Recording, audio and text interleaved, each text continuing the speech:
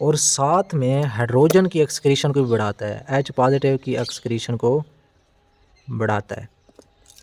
बस इसका main function आपने ये याद रखना है कि ये सोडियम की अब्जॉर्प्शन बढ़ाता है और हाइड्रोजन की एक्सक्रीशन बढ़ाता है, तो और वाटर की रिटेंशन बढ़ाता है। तो उससे क्या होता है, जब वाटर की रिटेंशन बढ़ती है तो उससे आपका ब्लड वॉल्यूम बढ़ जाता है।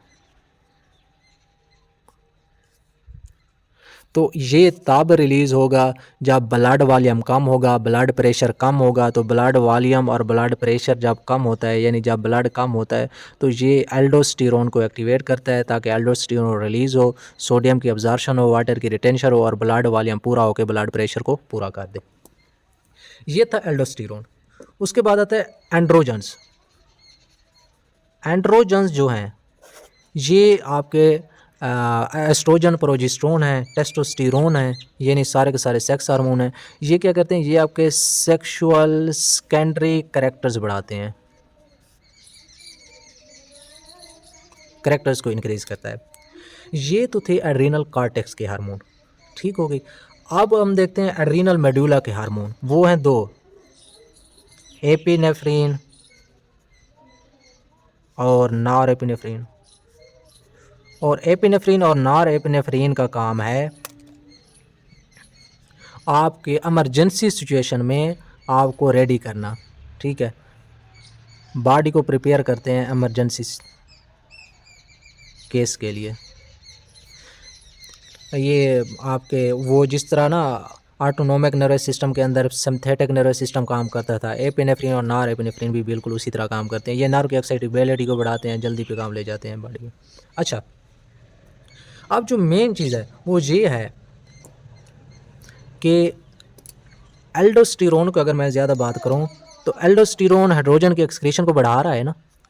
अगर एल्डोस्टेरोन ज़्यादा होगा तो इसका मतलब है हाइड्रोजन की एक्सक्रीशन ज़्यादा होगी। अगर हाइड्रोजन की एक्सक्रीशन ज़्यादा होगी, बॉडी से हाइड्रोजन ज़्यादा एक्सक्रीट होगा, तो उससे आपके बॉडी को मेटाबॉलिक अल्कलोसिस हो जाएगी, मेटाबॉलिक अल्कोलोसिस, ठीक है।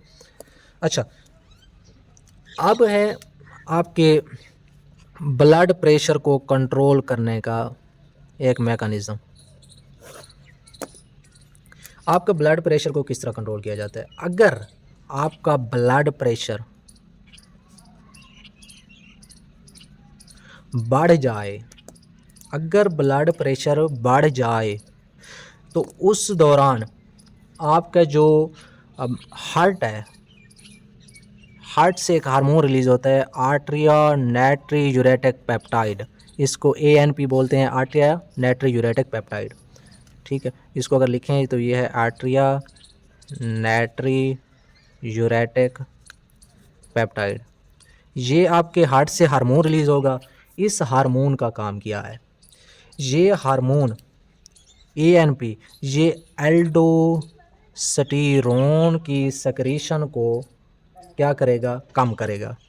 एल्डोस्टेरोन की सेक्रेशन को कम करेगा, जिससे नतीजा क्या होगा, सोडियम की जो अब्जॉर्प्शन है, सोडियम की अब्जॉर्प्शन कम हो जाएगी।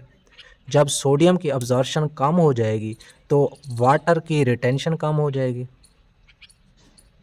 जब वाटर की रिटेंशन कम हो जाएगी तो ज़्यादातर वाटर जो है रिमूव हो जाएगा और नतीजे के तौर पे ब्लड का जो वॉल्यूम है, ब्लड वॉल्यूम कम हो जाएगा। जब ब्लड वॉल्यूम कम हो जाएगा तो उससे आपका ब्लड का प्रेशर कम हो जाएगा।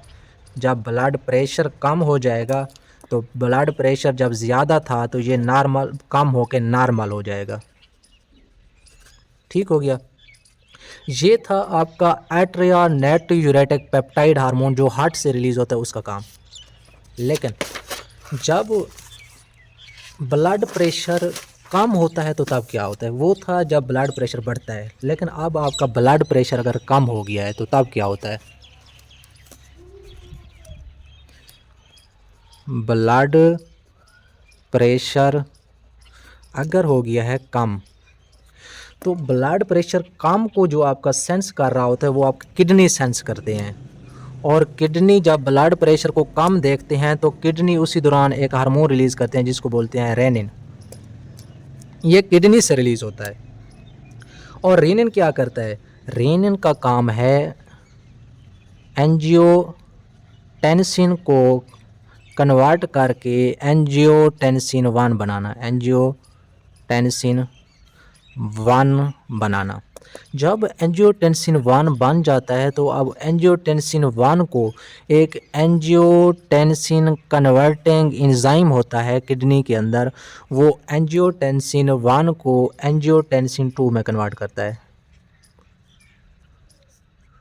जब एंजियोटेंसिन 2 बन जाता है तो एंजियोटेंसिन 2 का काम है एल्डोस्टेरोन लेवल को बढ़ाना, एल्डोस्टेरोन लेवल को बढ़ाना। जब एल्डोस्टेरोन लेवल बढ़ता है तो आपको पता है एल्डोस्टेरोन का क्या काम है, सोडियम की अब्जॉर्प्शन को बढ़ाना।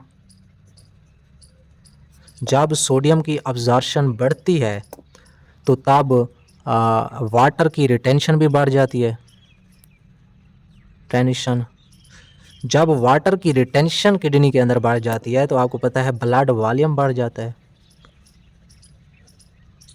जब ब्लड वॉल्यूम बढ़ जाता है तो इसका मतलब है आपका ब्लड प्रेशर भी बढ़ जाता है, और ब्लड प्रेशर जब कम था तो ब्लड प्रेशर बढ़ के नॉर्मल हो जाता है। ये जो सिस्टम है इसको बोलते हैं, इस सिस्टम को रास, RAAS। क्या मतलब, रेनिन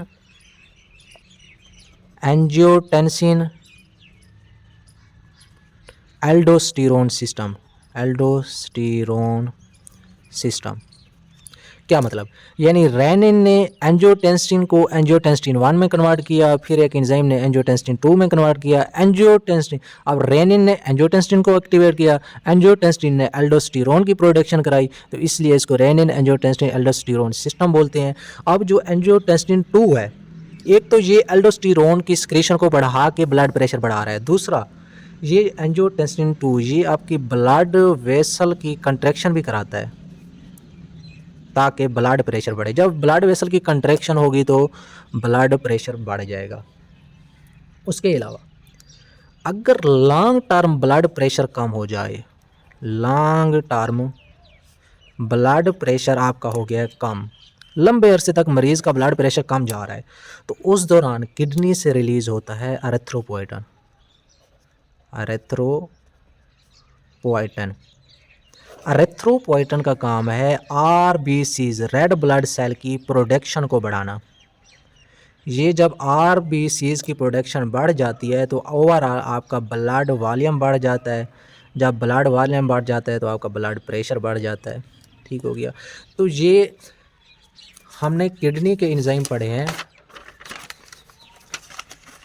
एक तो हमने एड्रीनल कॉर्टेक्स के 4 हार्मोन पढ़े हैं, कार्टिसोल, कार्टिकोस्टेरोन, एल्डोस्टेरोन और एंड्रोजन।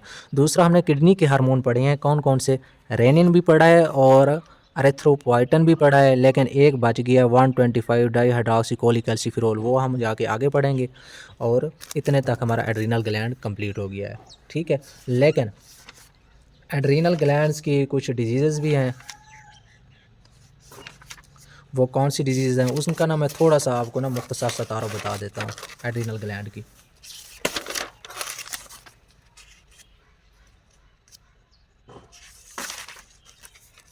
एक होती है डिजीज़ हाइपर एड्रीनलिज्म, हाइपर एड्रीनलिज्म। इसके अंदर, ठीक है, हाइपर एड्रीनलिज्म की एक डिजीज़ है, एक किस्म है, उसको बोलते हैं कुशिंग सिंड्रोम, कुशिंग सिंड्रोम। इस कुशिंग सिंड्रोम के अंदर आपने इतना याद रखना है कि कार्टिसोल लेवल बढ़ जाता है। आपको पता है कार्टिसोल लेवल अगर बढ़ जाता है तो कार्टिसोल एक ग्लूकोकार्टिकाइड है, यानी ब्लड ग्लूकोज लेवल को बढ़ाता है। ब्लड ग्लूकोज लेवल बढ़ जाता है, ठीक है। जब ब्लड ग्लूकोज लेवल बढ़ जाता है तो पेशेंट को डायबिटीज़ हो जाती है, एक हद से बढ़ जाता है ना, ठीक है। दूसरा होता है एल्डोस्टेरोनिज्म, एल्डोस्टेरोनिज्म, ठीक है। और इसकी जो डिजीज़ है वो कहलाती है कोन्स सिंड्रोम, कोन्स सिंड्रोम। और इस डिज़ीज़ के अंदर आपके जो एड्रीनल ग्लैंड का एड्रीनल कॉर्टेक्स है उसका एल्डोस्टेरोन लेवल बढ़ जाता है। जब एल्डोस्टेरोन लेवल बढ़ जाता है तो एल्डोस्टेरोन का काम था सोडियम की अब्जॉर्प्शन कराना, और एल्डोस्टेरोन का काम था सोडियम की अब्जॉर्प्शन कराना और हाइड्रोजन की एक्सक्रीशन कराना। तो जब सोडियम की अब्जॉर्प्शन ज़्यादा होगी तो इससे हाइपरनेट्रीमिया होगा। हाइपरनेट्रीमिया का मतलब है कि सोडियम लेवल ब्लड के अंदर बढ़ गया है। और जब हाइड्रोजन की एक्सक्रीशन ज़्यादा होगी तो हाइड्रोजन आयन जब निकल जाएंगे तो उससे होगा आपको ब्लड का alkalosis, metabolic alkalosis, metabolic alkalosis. ठीक हो गया। यहाँ तक आपका एड्रीनल ग्लैंड कंप्लीट हो गया है। अगला हमारा छोटे मोटे जो ग्लैंड्स बचे हुए हैं वो स्टडी करेंगे।